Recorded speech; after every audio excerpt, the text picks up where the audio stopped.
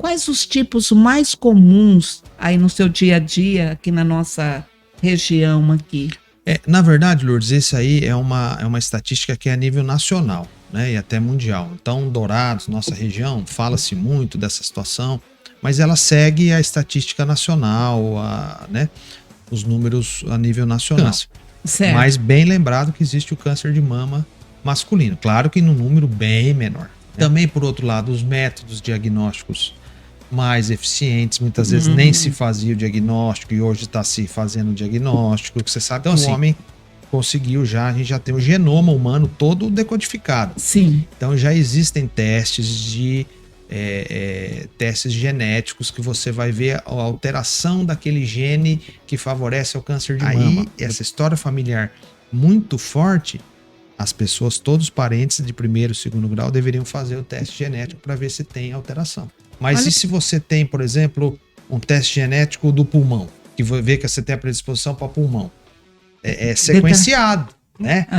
Enquanto a população pode fazer a cada 2, 3 anos, essa pessoa a cada 6 meses, porque aí o que eu vou querer fazer? O que nós precisamos? É pegar na fase inicial. Pegar a chave da cura do câncer, Lourdes, do tratamento, é na fase, você detectá-lo na fase mais inicial.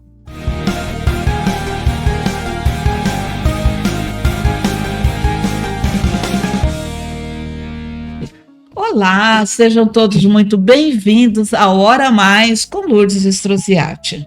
Que alegria estar com você. E se nós chegamos até você é porque nós temos o nosso patrocinador oficial, Móveis Plaza. Tudo para o seu lar. Em eletrodoméstico, móveis. Quer deixar a sua casa mais aconchegante? Procura a Móveis Plaza. E vocês sabem também que todas as quarta-feiras nós trazemos um convidado ou uma convidada para poder falar a sua trajetória de vida, a sua profissão, porque nós temos certeza que sempre vai ser um motivo de inspiração para você. Neste momento, nós chegamos no nosso quadro Vozes de Sabedoria.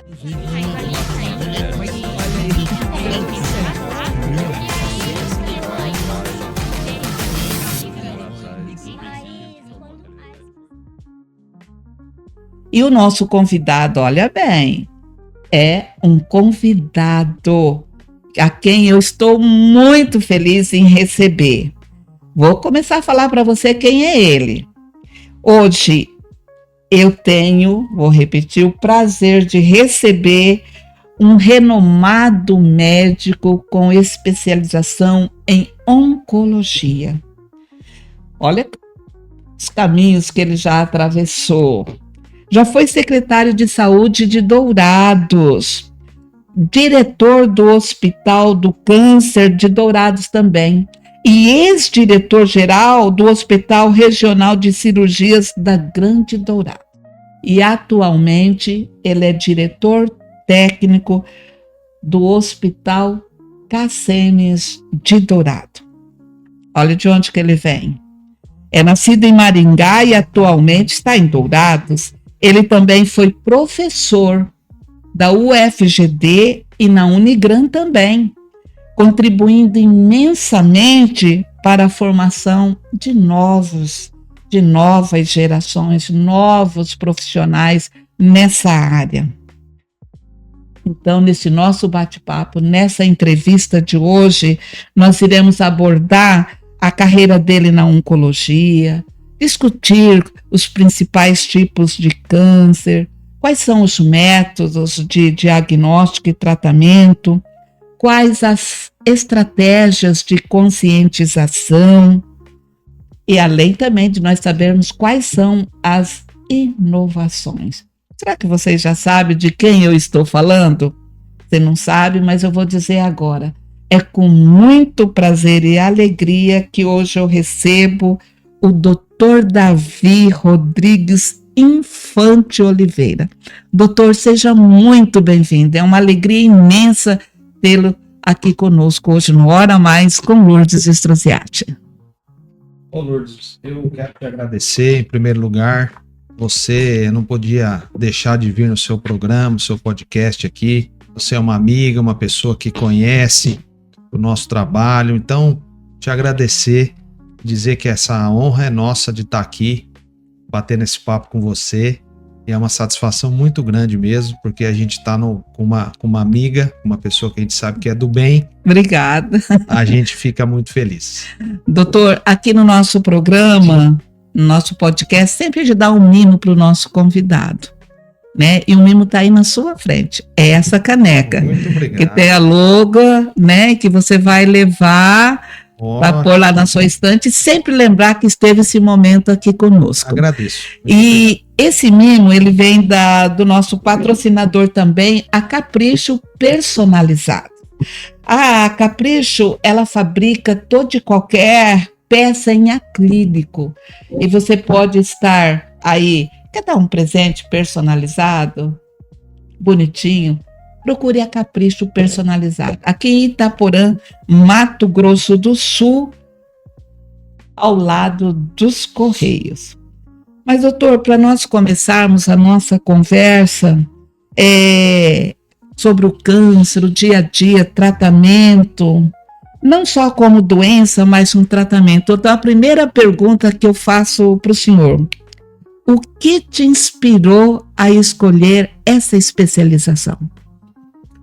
Olha, Lourdes, como você me disse aí, eu sou de Maringá, no Paraná, e lá eu tenho 2 tios que são médicos, e eu, com essa vida deles, com essa situação de que eles cuidavam das pessoas, isso começou a me chamar a atenção, né? Na hora de escolher a profissão, eu achava muito bonito. E aí, acho que em função disso, né, desses 2 tios que a gente tem médicos, eu acabei optando pela medicina, né? E na especialização da oncologia, porque eu sempre quis e acreditei que, sendo médico, eu precisaria realmente interferir na vida da pessoa. Né? Nossa, que bonito, nunca ouvi isso. Interferir na vida, na história natural da vida da doença. Sem menospreza qualquer especialidade aí, mas eu queria realmente ser decisivo na vida da pessoa. Porque você sabe que o câncer, ou você é decisivo, ou realmente você vai perder a luta com a doença. Então, eu acho que na escolha da especialidade foi nesse sentido, de realmente fazer uma especialidade que fosse, vamos dizer assim, fundamental na questão de vida ou morte, que aí isso acaba sendo a essência da medicina, de você estar realmente ajudando a pessoa a manter-se viva, né? Doutor, essa resposta que o senhor me deu veio aqui, nem tinha pensado, veio agora tão forte no meu coração que eu acredito. 2 livros que eu tenho no meu dia a dia, entre centenas de livros, mas que esses 2 é a minha base, que é a Constituição Federal e a Sagrada Escritura. Lá na Constituição Federal diz que o advogado é imprescindível para a justiça. E na Sagrada Escritura, em Eclesiástico, diz que nós temos que honrar vocês, os médicos. E toda vez quando é 18 de outubro, que é dia do médico, eu lembro isso aí, doutor. Então, quando o senhor disse essa frase, interferir na vida ali, se não perde para a doença, aí eu vejo o cuidado do autor sagrado. E diz ainda para nós que não somos médicos que nós temos que orar por vocês. Eu acho que você tem toda a razão, e eu acho que realmente a profissão, quando ela é bem feita, é uma vocação mesmo. É lógico que tem maus profissionais, tem aqueles que se frustraram, que não gostaram, mas aqueles médicos bem-sucedidos, você pode ter certeza que eles têm essa essência aí de realmente interferir, de ser fundamental na situação lutar de na vida e morte. Vida. Exatamente, eu acho que tem tudo a ver com o que você colocou.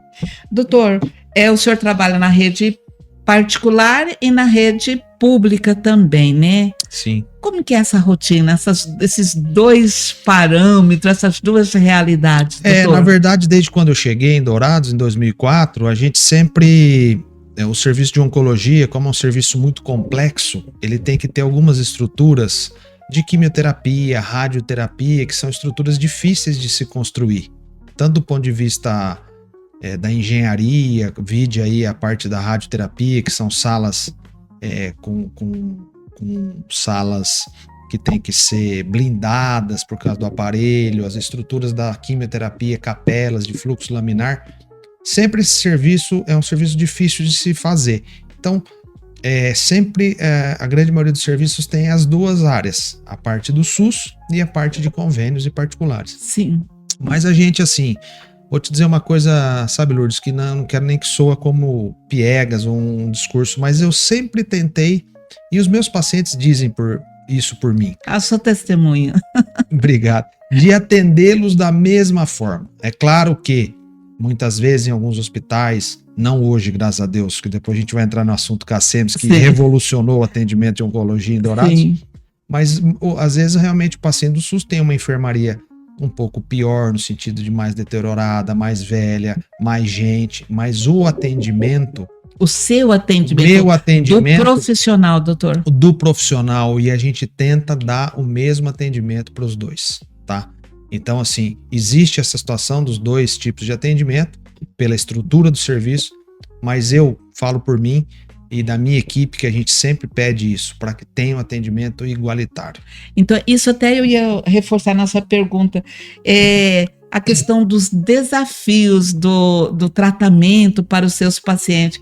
Pelo que você colocou aí, até a questão do ambiente, vamos dizer assim. Não sei se estou falando legalmente falando, doutor. Não, é isso mesmo, você tem toda a razão. Eu acho que um bom ambiente de atendimento, não só para o médico, mas para o paciente, um local limpo, higienizado, um local que ele tenha uma alimentação adequada, um local que tenha, enfim, toda essa estrutura, isso favorece totalmente o bem-estar do paciente. Com certeza. Né, do seu familiar, enfim. Então, eu acho que é por aí. Acho que a gente tem que tentar realmente nivelar para cima. E não, porque é o SUS. Não. O SUS está sendo... A gente tenta dar um atendimento igualitário. Até porque não é de graça, né? São as contribuições nossas, né? Basta gerir bem o dinheiro, né, doutor? São recursos federais, estaduais e até municipais. Então, isso tem que ser revertido por essa população que depende disso, né? Isso. Em tese é isso, né? É verdade. Doutor, e de que forma o senhor lida com o aspecto emocional envolvido no cuidado dos pacientes, dos familiares e eu acrescento mais, no seu? É um ser humano? Lourdes, você sabe que é uma boa pergunta isso, né? Algumas vezes você tem que, de certa forma, você tem que tentar ser o mais técnico possível, né? Porque se você realmente... se deixar no sentido assim de que tal procedimento é um procedimento que pode ser agressivo, e ficar, vamos dizer, com dó daquele procedimento que você vai ter que fazer. Vou te dizer uma coisa, um exemplo, por exemplo, uma mulher vai ter que talvez perder a mama, né? Ou fazer uma amputação de algum outro membro, ou você emocionalmente, você fala, mas meu Deus, será que eu vou fazer? Será que... Então você tem que tentar ser o mais técnico, seguir os protocolos e tentar passar para o paciente que isso é pro bem dele, que isso vai perder uma parte, mas você vai ganhar a vida. Então eu realmente tento entender a parte emocional do paciente, que é importantíssimo, depois nós vamos falar sobre isso, mas na conduta você tem que seguir o protocolo, que você sabe que aquilo vai dar mais benefício para ele. Os familiares dão trabalho, doutor? Então, você sabe que eu quero te citar um exemplo. Eu fiz uma parte da cirurgia de cabeça e pescoço no Hospital Heliópolis, em São Paulo. E lá tinha uma coisa muito interessante que a gente está tentando trazer para cá, que é assim, o cuidado com o cuidador. Porque aquela pessoa que está mais frequentemente com o doente, principalmente os pacientes paliativos, que são aqueles que já não têm chances, vamos dizer, de cura, para te falar, né, claramente, esse cuidador, ele sofre também muito. Muito. E as pessoas esquecem, porque muitas vezes esse cuidador, esse acompanhante chega ansioso, exaltado. Então, se o médico não entender também, a gente é um pouco psicólogo, isso, que ele tem que entender que essa pessoa está sofrendo, porque ela está vendo o sofrimento daquela. Perdendo um ente querido, de repente. Perdendo um ente querido, a mãe, um irmão, um pai. Então, um filho. Um filho. Nossa. Então, é esse cuidado com o cuidador. Então a gente está tentando, como se fazia lá no Heliópolis, fazer a reunião semanal com esse cuidador para ele dividir as dificuldades com outros, dar uma assistência psicológica também para ele, porque para nós médicos, infelizmente, são vários pacientes. Sim. Para aquele acompanhante, é aquele. É o que ele ama, né? É o que ele ama, é importante, é o 100% dele ali. Então eu tento sempre, é aquela coisa, Lourdes, é a empatia, se colocar no lugar do outro. Nossa, doutor. Quando você entende aquela situação, você vai se acalmar, você vai falar, olha, ele tá ansioso, ele tá angustiado, muitas vezes exaltado, porque ele é para ele, se coloca no lugar dele. Então você tem que tentar fazer esse contraponto. Lógico que tudo tem um limite, o médico tem horários, tem tempo, tem uma cirurgia esperando, tem outros pacientes, mas você tem que tentar se mostrar à disposição para tirar essas dúvidas, bater esse papo com o acompanhante. Eu quero até me dirigir aos nossos seguidores. Veja bem, o doutor falou tão bem a respeito da empatia em relação ao médico com os que estão cuidando. Mas você que está cuidando de um enfermo, você também já teve uma empatia com o médico? Ele é um ser humano também, ele tem uma família, ele tem filho, ele tem dor também. Sabe por quê? A gente pensa que vocês são heróis, que vocês não têm problema, doutor. A gente às vezes vê assim o médico, né? Eu acho que, eu não sei se você ficou sabendo, alguns episódios tristes de agressão a médico, sim, a enfermeiros, técnicos, né? Então, assim, eu acho que tá faltando um pouco de amor, né? Um pouco de Deus. É verdade. No mundo de hoje, as pessoas estão tudo muito à flor da pele. Então, essa situação da empatia, que é se colocar no lugar do outro, eu acho que poderia amenizar muito esse tipo de situação. Claro que tem aquele profissional que não atende bem, sempre vai ter. Mas na grande maioria das vezes, acho que de um lado e de outro, as coisas têm que ser mais ponderadas, né? Eu lembrei-me agora, o senhor está me fazendo recordar de vários momentos de um médico que ele era bem sincero, muito profissional, muito competente. E eu criei um pouco de amizade, onde eu me atrevi e disse assim, doutor, o senhor é tão bem, tão bom no que faz, mas o senhor às vezes não olha pra gente, não conversa um pouco. Falei, isso é tão ruim. Tô falando isso pro senhor, falei pra ele, né? Ele falou, olha, Lourdes, naquela hora que de repente que eu tô anotando, e às vezes vocês acham que eu tô alheio, eu estou procurando dar o melhor de mim para eu poder prescrever o que seria essencial. Sabe que aquilo deu uma acalmada no meu coração, assim, de pensar, poxa vida, olha, eu estou julgando aqui, o ser humano está ali, né, pensando. É que a tarefa do médico, você veja bem, Lourdes, você, em tese, numa primeira consulta, você não conhece o paciente, você não conhece a sua história, então você tem que ali, em um tempo relativamente curto, fazer um diagnóstico, oferecer um tratamento. Então, assim, e muitas vezes, vou te dizer uma coisa, o paciente quer mais ser escutado. Verdade. Às vezes você nem atuou tanto do ponto de vista medicamentoso, mas você conversou, escutou a queixa. Olhou para ele, examinou, ele sai tranquilo e satisfeito. Então as pessoas hoje, com o mundo nessa correria, horário, nós somos escravos do horário, se você escuta ali poucos minutos que seja, a pessoa saiu tranquilo. Ele deu uma atenção, Você né? tá entendendo? Entendo. Ô, doutor, nós falamos um pouquinho do seu dia a dia, SUS, né, particular, mas dando uma pesquisada, não é bem a nossa área, né? Eu falo eu e minha equipe, mas existe mais de 100 tipos, né, de câncer, diferentes, e com certeza cada um tem uma particularidade. Para o diagnóstico, né, eu diria assim, quais os tipos mais comuns aí no seu dia a dia, aqui na nossa região aqui? Na verdade, Lourdes, isso aí é uma estatística que é a nível nacional, né, e até mundial. Então, Dourados, nossa região, fala-se muito dessa situação, mas ela segue a estatística nacional, né, os números a nível nacional. Em mulher, primeiro assim, o câncer, tanto em homem quanto mulher, o principal que eu digo primeiro em número de casos é o câncer de pele. Câncer de pele? De pele. Pela exposição solar, a gente mora num país que tem uma área agrícola muito grande, as pessoas não tinham, principalmente as últimas gerações, as orientações de filtro solar, proteção. a colonização europeia, enfim. Então, o câncer de pele, não melanoma, Sim. que é o câncer mais comum, né? Aí na mulher vem o câncer de mama. Isso. Né? No homem de próstata, pulmão, e a gente tem visto um aumento muito grande do câncer coloretal. Nos dois sexos e principalmente em pacientes jovens, que é o câncer de intestino coloretal, né?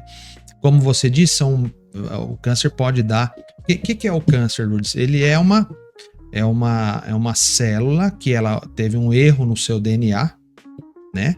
E essa célula, ela vai se multiplicando e vai perdendo a sua função e vai, em última etapa, ela vai dar aquela metástase, que ela aparece em outros locais. Então, o câncer pode dar em qualquer lugar do corpo. Claro que tem os mais prevalentes e os mais agressivos. Né? Aqui em Itaporã, Mato Grosso do Sul, onde teve um evento da Secretaria de Saúde das pessoas que tinham sido curadas do câncer da mama. E eu vi lá que tinha um homem. O homem também tem câncer na mama, doutor? Bem lembrado, Lourdes. O homem também tem o câncer de mama, bem mais raro, mas existe também o câncer de mama masculino. Então, todo homem que tiver um nódulo, um caroço que começou a aparecer, tem que procurar orientação médica. Não que tudo vai ser câncer, certo. Mas bem lembrado que existe o câncer de mama masculino. Claro que num número bem menor, né? E naquela oportunidade todo mundo ficou assim, mas tem um homem também existe. dá câncer na mama, Exatamente. né? Exatamente. E nesses últimos anos, doutor, tem aumentado assim um número significativo de câncer e que tipo mais está assim apresentando? Tem aumentado, Lourdes. Infelizmente tem aumentado por várias razões, né? A população está envelhecendo, a população cada vez, infelizmente, se alimentando pior, fumando, bebida, né? O álcool, tabagismo, o estilo de vida, o estresse. Também, por outro lado, os métodos diagnósticos mais eficientes, muitas vezes nem se fazia o diagnóstico e hoje está se fazendo o diagnóstico. Então, assim, mas infelizmente tem aumentado a nível mundial, nacional e mundial, o número de casos de câncer. Doutor, e quais são assim os fatores de risco que a gente podia assim para o desenvolvimento do câncer? Apesar que você falou um pouco já aí, né? Não, mas é bom a gente ressaltar. Então, assim, tabagismo, né, que é cigarro, etilismo, o uso do álcool, o estresse, a alimentação. E aí, hoje também os estudos já comprovando a obesidade ou sobrepeso. Oh, meu Deus, aí eu tenho que me cuidar, doutor, serviu para mim. A obesidade ou sobrepeso aumentando o fator de risco para vários tipos de câncer gastrointestinais, mama, endométrio. Então, assim, mas eu te diria que, né, fumar, cigarro, né, bebida, alimentação equilibrada, estresse, tentar diminuir o nível de estresse e perda de peso e tal, exercício físico, né, não sedentarismo. Eu acho que com isso, se você tiver esses hábitos, você já vai diminuir muito. O cigarro eletrônico, doutor, o que o senhor diria? Terrível, terrível também. Hoje já se sabe que, inclusive, ele é até mais nocivo que o cigarro comum, né? Que tá muito aí na geração mais jovem. Cigarro eletrônico também não sai dele, escapa dele. Porque...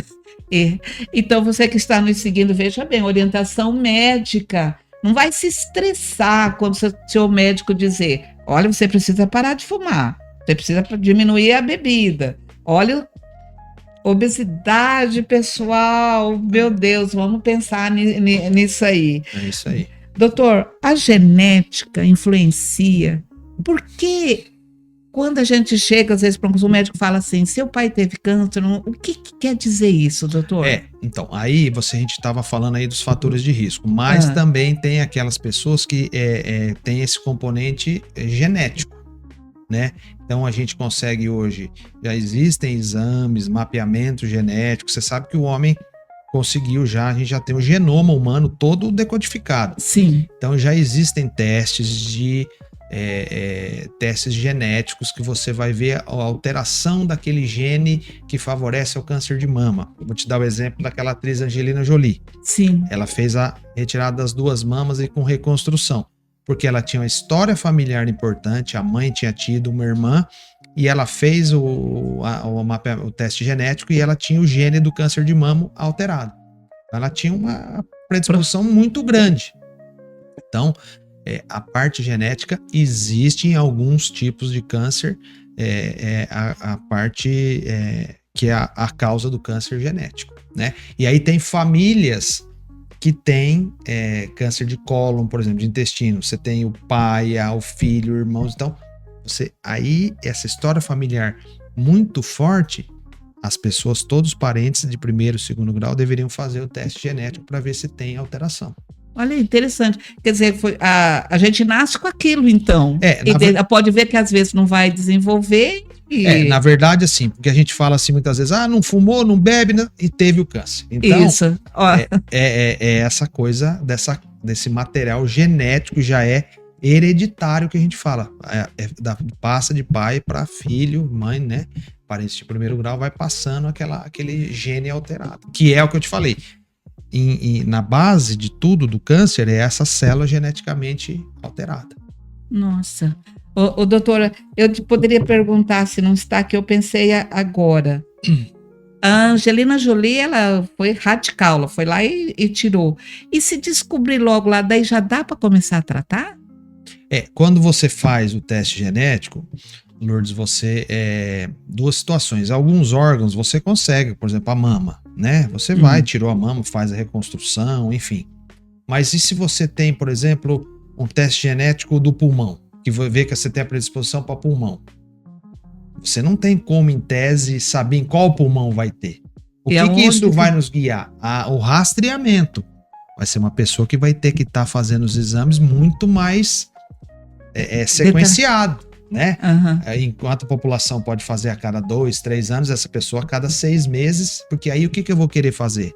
O que nós precisamos? É pegar na fase inicial, que aí a chance de cura é muito grande. Entendeu? Olha aí, os cuidados que nós devemos ter com a nossa saúde, procurar o profissional certo, ouvir, porque às vezes vocês aconselham e nós não queremos obedecer. Aí depois, quando falando assim, o caldo entorna, aí a gente corre lá, né, doutor? Isso aí, E também, com diversos tipos de câncer que já existe, como o senhor colocou, como é realizado, né, assim, de modo claro para nossos seguidores entender do câncer, e quais os exames que mais destacam nesse processo, doutor? Então, Lourdes, a gente segue daí os casos mais prevalentes. Então, por exemplo, na mulher, a mama. Eu já te falei que é o câncer de pele, não melanoma. Então, o exame da pele e depois a mama. Então, por isso que a gente fala mamografia a partir dos 40 anos. Por quê? Porque você tem que pegar a chave da cura do câncer, Lourdes, do tratamento, você detectá-lo na fase mais inicial. No início, você tem uma chance de cura de mais de 90%, 95%. Então, mamografia na mulher. Outra exame barato e que é importante do câncer de colo do útero, o preventivo, que a gente sabe hoje que 90% dos casos é em função do HPV, que é o papilomavírus, que ele é detectado, essas lesões precursoras, pré-câncer, no preventivo. Colonoscopia, que é o exame aquele exame do intestino. É um exame desagradável por causa do preparo, mas a partir dos 45, 50, fazer a colonoscopia, porque o câncer ele inicia com uma pequena lesão, às vezes um pólipo, que é retirado antes dele se tornar mais agressivo. Então a colonoscopia. E aí você vai tentando mapear e rastrear os cânceres mais prevalentes. Olha aí, então nós temos, às vezes nós não queremos obedecer, você que está nos seguindo, mas olha aí, se tiver pequenininho, exatamente, nós temos chance, senão não. Exatamente. Mas doutor, e os tratamentos utilizados, né, hoje em dia do câncer, como tem as cirurgias, quimioterapia, radioterapia e outros, o que o senhor me diria aí? Lourdes, como você comentou, são vários tipos de câncer, ele pode dar em qualquer parte do corpo e ele pode estar em vários estágios que a gente fala, né? Mas normalmente o pilar de tratamento é cirurgia, quimioterapia, radioterapia e aí vem hormonoterapia, tem hoje em dia as imunoterapias, mas assim, não são todos os pacientes que vão precisar disso tudo. Às vezes o câncer muito inicial, às vezes só a cirurgia já resolve. Alguns pacientes precisam da radioterapia e não precisam da químio. Qual que é a diferença, doutor? A cirurgia, obviamente, a parte cirúrgica, em que você retira o tumor cirurgicamente. A quimioterapia é um tratamento que, na grande maioria das vezes, é um acesso venoso, você faz o remédio na veia, né? Tem quimioterapia também em comprimido, aí o médico que vai definir o que é o melhor. E a radioterapia é uma radiação ionizante, pensa num raio-x muito potente, e que ele é mais no local que tem a doença, né? Na mama, por exemplo, ele é como se fosse uma radiação naquele local. Então a químio, ela pega o corpo inteiro porque é na corrente sanguínea. Você injeta um remédio na veia. Mesmo que só tá num lugarzinho lá, mas aquele remédio vai... que muitas vezes aquele câncer inicial que foi retirado da cirurgia, ele é um câncer que ele tem fatores de agressividade. Então podem ter células já circulantes do câncer. Então aí entra a quimioterapia para que mate essas células que ainda estão circulantes e que você não sabe se tá ou não. Então aí você usa a químio. E a rádio é essa radiação no local. Nossa, eu fico pensando assim, eu perdi meu pai para um câncer no estômago, né? Então a gente volta, só que naquela época não era tanto igual hoje, né? Não tinha um recurso igual hoje. O senhor falou um pouquinho, a evolução dos tratamentos do câncer, doutor, a imunoterapia. Em quais situações ela é recomendada? Ou é ainda experimental ou já... Lourdes, assim, sempre começa, os medicamentos, a gente começa assim, sempre os estudos, né, eles iniciam assim, nos casos que já não tem muito o que se fazer, que os remédios convencionais já não dão mais resultado. Então a imunoterapia, como os quimioterápicos mais novos, eles vão assim, nos pacientes já metastáticos, e aí vai dando resposta, eles vão trazendo para os pacientes mais iniciais. A imunoterapia realmente é o que tem de mais novo, né? E o que ela faz?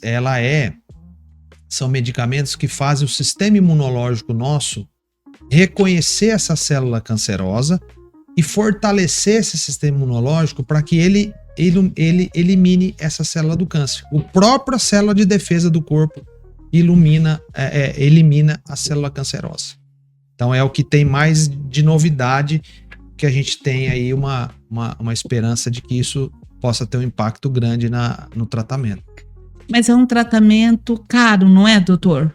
Infelizmente, a grande maioria desses remédios são muito caros, e eles estão sempre aí sendo lançados cada dia novidades, e infelizmente esse é um outro grande problema, que quem que vai financiar esse tipo de medicamento? O SUS, será que vai suportar? Já gasta-se bilhões em remédios, porque a indústria farmacêutica, você sabe, ela quer faturar, né? E são remédios caros, alegam por causa do desenvolvimento, que é muito oneroso. Então, quem vai financiar isso? Essa é uma pergunta que nós precisamos começar a pensar, né? Que são os convênios também. Os convênios não vão suportar, porque realmente o custo da saúde aumentou muito, né? Pós-pandemia. Então, realmente é um problema aí de saúde pública mesmo, que são remédios realmente muito caros e que nós vamos precisar buscar alguma alternativa para baixar esses preços, para tentar que eles sejam mais acessíveis, né? E você, está gostando do nosso bate-papo aqui com o Dr. Davi? Quando nós falamos para muitos de vocês que ele viria, foi, doutor, uma grande alegria. Então, se você está gostando do nosso bate-papo, dê um like, compartilhe e se inscreva no nosso canal. Doutor, além do diagnóstico, do tratamento, a prevenção é a peça-chave na luta contra o câncer. O senhor acredita nas campanhas de conscientização? Como o senhor as vê, doutor? Ô Lourdes, eu queria dizer assim, se pudesse ficar alguma coisa marcada nesse bate-papo nosso, eu queria que as pessoas entendessem isso, que a prevenção é fundamental. Se você conseguir diagnosticar, se você tiver a infelicidade de ter um câncer, mas se ele for na fase inicial, você tem mais de 90, 95% de chance de cura. Se ele for diagnosticado numa fase avançada, que é quando já tem metástase, você tem de 5 a 10% de chance de estar vivo em 5 anos.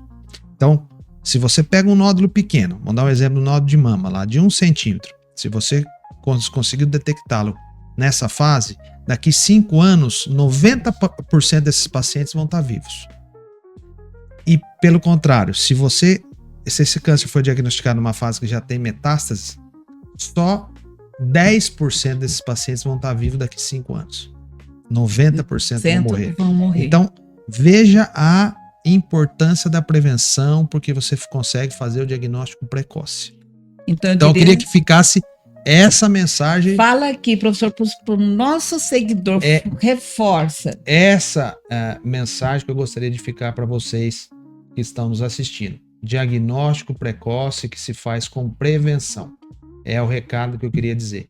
A sua vida está em jogo. Se você fizer o diagnóstico numa fase inicial, sua chance é muito grande de cura. Então vamos focar nisso aí. E para o prognóstico também é essencial, né? Para ver de tratamento. Sem dúvida, é o que eu disse. O prognóstico vai depender de, entre outras coisas, mas uma das principais é a fase que você diagnostica o câncer. Numa fase inicial, chances muito grandes. Fase avançada, as chances diminuem muito mesmo. Doutor, enquanto profissional, né, quem eu apreço, tem um apreço muito grande, tem um ditado popular que eu acho que não se encaixa aí na medicina, eu quero que o senhor fale um pouco, assim, diz assim, quem procura acha, e às vezes a pessoa com essa idade fica com medo. O que o senhor fala para quem pensa nisso aí? Às vezes fala, não vou porque quem procura acha. Ô Lourdes, então, na verdade, isso aí é uma coisa que as pessoas têm, elas trazem algumas coisas lá de antigamente. Cultural, né? Ali da cultura das pessoas e tal. Mas, assim, os resultados, é só você procurar alguma... Porque, infelizmente, tem uma estatística da OMS, Organização Mundial de Saúde, que até 2030 todo mundo vai ter na família um caso de câncer ou quando não vai ter. Então, assim, é fácil hoje, infelizmente, você saber de alguma pessoa que teve o câncer. Sim. Então, é só procurar as pessoas, são exemplos aí do dia a dia. Eu consegui, eu fazia meu exame, minha mamografia, eu peguei numa fase que é só a microcalcificação, tô curada. E você vai saber de casos de pessoas que deixaram, quando diagnosticou, principalmente qual é a dificuldade? Em homens, por exemplo, câncer de próstata. É verdade. Eu não vou porque eu tenho que fazer o toque retal. Então, existe esse estigma. Então, a gente vê ali dia a dia no consultório dos hospitais. Fases avançadas, a chance é muito grande. É muito, muito pequena. E aí, Lourdes, vem a dor, vem o sofrimento, porque dá metástase em vários órgãos ou ossos, no fígado, pulmão, falta de ar. Então, qualidade de vida também, além da pessoa ter uma chance grande de não ter cura, ela tem um sofrimento muito grande. Então, para essas pessoas que têm esse pensamento, eu digo, a medicina evoluiu e está mostrando o contrário. Tem que procurar. Procura, porque se você achar no início, você vai ficar curado. Se você achar não procurar, muitas vezes você acaba até falecendo, nem sabe o que você tinha. O que tinha, verdade. E vai sofrer. O doutor Jorge, a falta de conscientização ainda impera no nosso meio? Então, você citou aí das campanhas. Eu acho que elas são fundamentais, porque é durante um mês, mas aquela pessoa que no mês de Outubro Rosa, por exemplo, escutou que tem que fazer a mamografia e ela vai fazer, aquilo ali você conseguiu diagnosticar precocemente e vai salvar. Então, assim, o Novembro Azul da próstata, aquele homem que estava meio reticente, ele escuta, viu que um teve e que sofreu, ele, eu vou fazer o exame. Então, assim, as campanhas são fundamentais que elas conscientizam, né? Elas tentam, pelo menos, conscientizar. Eu apenas queria dizer aqui para você, o campo da oncologia está em constante evolução, impulsionando por inovações tecnológicas e pesquisa que abrem novas possibilidades de tratamento. Doutor, então, Quais são, assim, as inovações mais promissoras no tratamento do câncer e que você espera ver nesses próximos anos, já de agora? Eu lembro que estávamos conversando, o senhor falou de um momento da onde a parte emocional, a parte física. Fala para nós um pouquinho, o que o senhor espera? O Lourdes, assim, ó, primeiro que os aparelhos estão cada vez mais sofisticados, esse aparelho, por exemplo, de radioterapia, estão cada vez aparelhos mais modernos, que dão a dose só no tumor e poupa os órgãos vizinhos. Olha. Né? Isso cada vez evoluindo mais. A imunoterapia, que é essa medicação que estimula o sistema imunológico mesmo a matar a célula do câncer. E aí, Lourdes, eu queria entrar nesse aspecto que você citou, que a gente estava conversando antes fora do programa. É assim, ó, como eu te disse, o câncer é a alteração da célula, do DNA da célula. Todo dia, todas as pessoas produzem células geneticamente alteradas, que poderiam ser câncer. Mas por que todo mundo não tem câncer todo dia?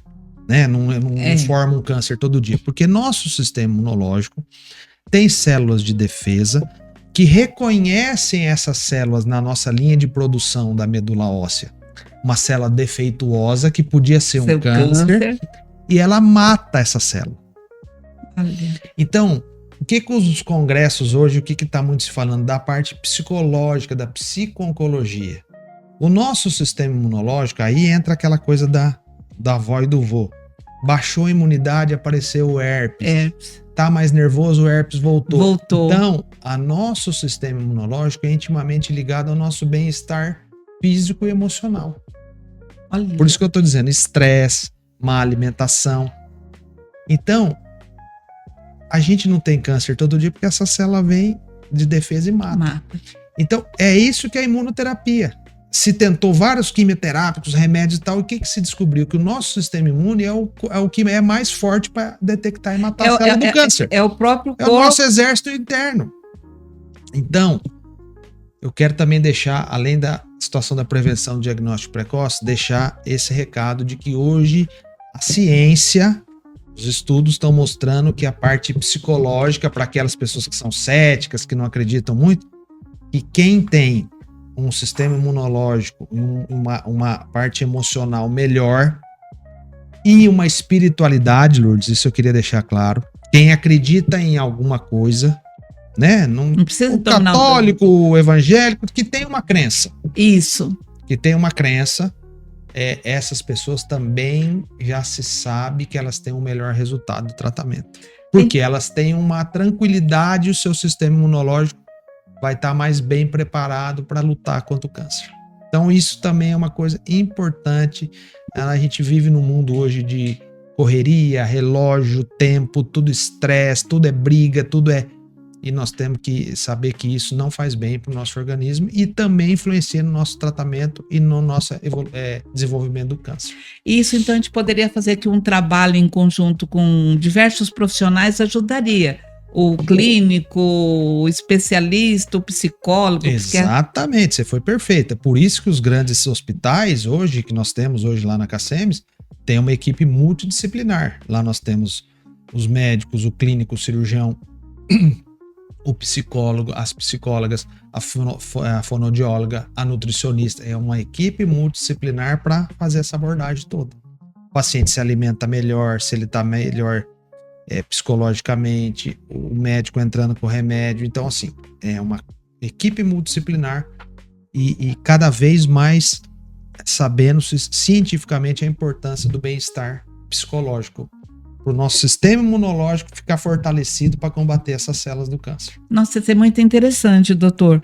E como o senhor disse lá na CACEMES que tem toda essa equipe multidisciplinar, é o médico que vai indicar, vai falar, ou é o paciente que vai pedir? Não, a gente Como que é que funciona, doutor? A gente tem de rotina, todo paciente que vem na primeira consulta, ele já passa automaticamente, ele tem sua consulta agendada com o psicólogo.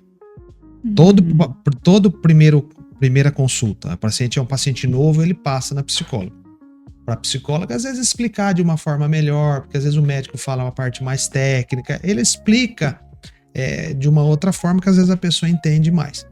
E aí a periodicidade, né, os retornos, aí a psicóloga vai avaliar se um paciente precisa mais, o outro menos, né? Então, mas a gente já tem todo essa estrutura.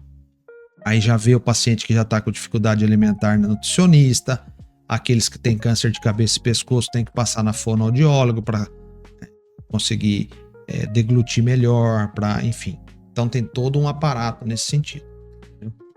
Olha aí, você que é o usuário, né, da CACEMES, dos outros convênios também, não sei como dizer, mas você pode estar falando com o seu médico a respeito, se existe no hospital que você for, quando o nosso alcance é grande, quando você for, tem esses profissionais, procure, peça também, e tudo isso vai sempre ajudar. Exato. E para concluir esse nosso bate-papo, nós aqui, eu e minha equipe do Hora Mais com Lourdes Struzziati, não só queremos a experiência, né, que é de dar voz à experiência médica do Dr. Davi, mas também a mensagem de esperança e apoio para todos os nossos seguidores. Doutor, qual mensagem o senhor gostaria de deixar de esperança para algum dos nossos seguidores que estão com o câncer, seja ele qual for, para os seus familiares? Aí a hora, doutor, com toda a sua experiência, e ficou no meu coração aquela frase que o senhor falou, intervir ali na vida, brigar com a doença para que aquela pessoa veja. Qual é a mensagem que o senhor deixa? Eu queria dizer, além da parte médica, do ponto de vista do diagnóstico precoce, a prevenção, queria que ficasse isso bem gravado, né, para as pessoas que estão nos ouvindo, que isso faz fundamental importância. E é o que a gente falou agora no final, Lourdes. Para aquelas pessoas que estão nos assistindo, que estão com câncer ou por familiar, de que a gente, depois de tanto tempo aí, são 25 anos, né, já de formado e 20 anos na especialidade, já tô ficando um pouquinho velho também, que a gente vê essa realidade no consultório. As pessoas que têm um bem-estar psicológico, bem-humoradas, que conseguem levar a vida mais leve, que têm a crença em Deus, né, que acreditam em alguma coisa, essas pessoas que não perdem a esperança, que entendem que aquele sofrimento, como diz o Pai Nosso, fazei, né, que seja feita a vossa vontade, assim na terra como no céu. Ou seja, cada pessoa aqui, Lourdes, a gente tem muitas vezes que a gente não entende por que está acontecendo isso, uma pessoa tão jovem com aquela pessoa, mas ou tão boa, né? Tão boa, mas tem que ter uma justiça divina. Tem que ter uma justiça divina, um desígnio de Deus. Então aquela pessoa, talvez aquilo vai servir para os familiares aprender, para ele aprender, para ele evoluir. Então, eu acho que temos que entender que tem um maestro maior aí, um Deus, né, um Senhor universal que está regendo, e que tudo o que acontece com a gente tem um propósito. Então, deixar essa mensagem de mantenha-se com esperança, com fé. A gente já viu alguns casos que é difícil a gente conseguir entender da parte médica, que você acredita que aquela pessoa vai evoluir para um óbito e não evolui.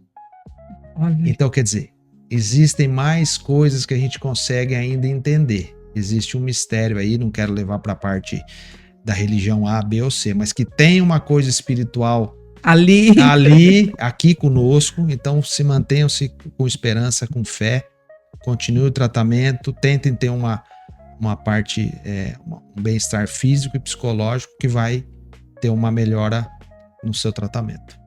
Doutor, e ainda para a gente finalizar, o senhor poderia indicar assim, algum recurso, organização, um evento, algo assim que alguma pessoa que estão nos seguindo agora, para se engajar para a luta contra o câncer, que ele poderia falar, não, eu vou aqui e eu vou poder ajudar?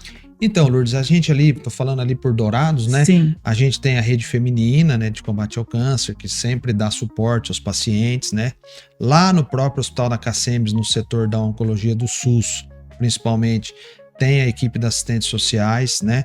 Que recebe ali doações de pacientes que acabaram indo a óbito, então remédios caros, que conseguiram às vezes judicialmente. Então, se alguém tem alguma doação, Olha, interessante.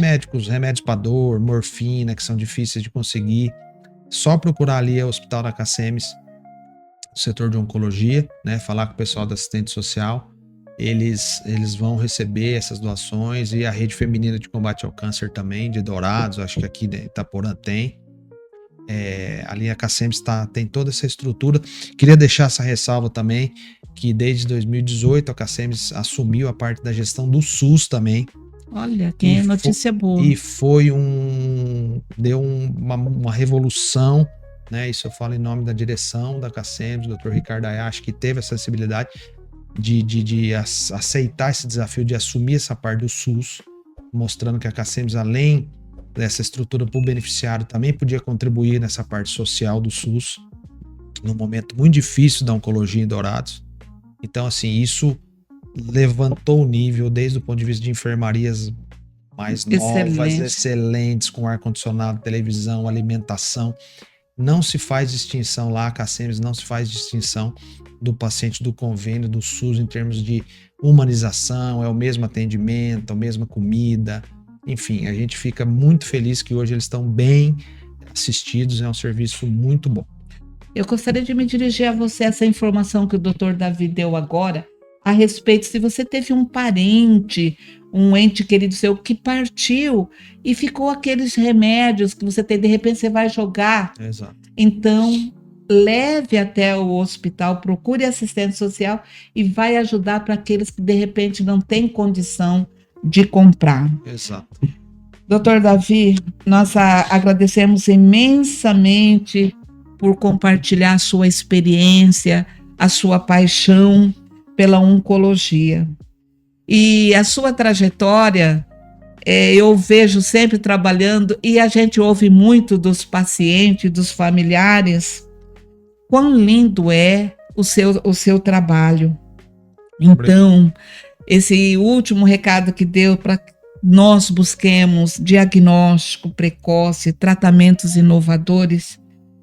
E eu espero que você que nos acompanhou até agora tenha gostado desse bate-papo. Dr. Davi, do fundo do meu coração, toda a minha equipe, nossos agradecimentos, porque eu sei que seu tempo é valioso. Quantos estão esperando lá e o senhor ter disponibilizado esse tempo e vir falar aqui com os nossos seguidores? Lourdes, eu que agradeço. Como eu te disse no início, você é uma pessoa, uma amiga, uma pessoa do bem, que faz o bem, então é um prazer meu estar aqui, vou fazer sempre que possível.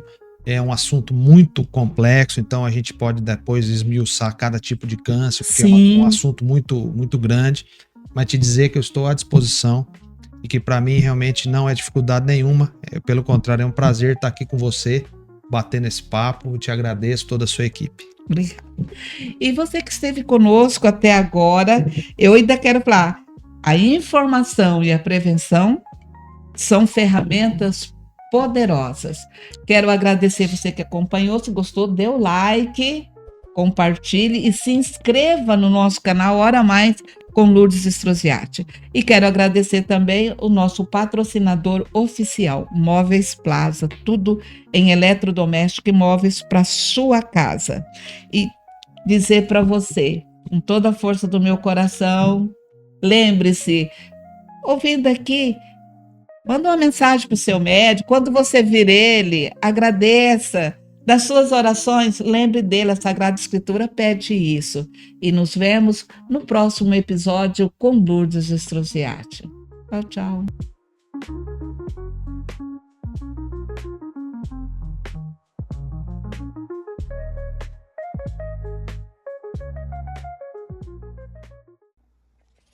Ei, gostou desse episódio?